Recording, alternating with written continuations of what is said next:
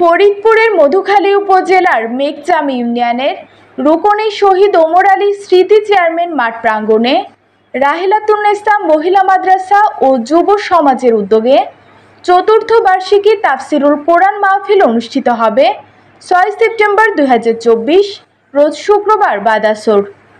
প্রধান অতিথি হিসেবে উপস্থিত থেকে মূল্যবান ওয়াজ করবেন আন্তর্জাতিক খ্যাতিসম্পন্ন মুফাসসিরে কোরআন মাজলুম আলমউদ্দিন মুফতি আমির হামজা কুষ্টিয়া।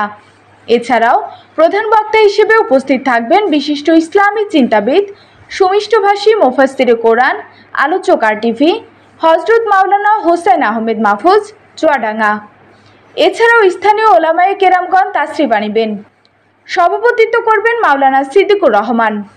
মাহফিল পরিচালনা করবেন মাওলানা আলিমুজ্জামান সাহেব, সুপার চরপাবন্দি ইয়াসিন আলী মাদ্রাসা। মাহফিলটি সার্বিকভাবে তত্ত্বাবধানে রয়েছে রাহিলাতুন্নেসা মহিলা মাদ্রাসার পরিচালক মাওলানা শহীদুল ইসলাম।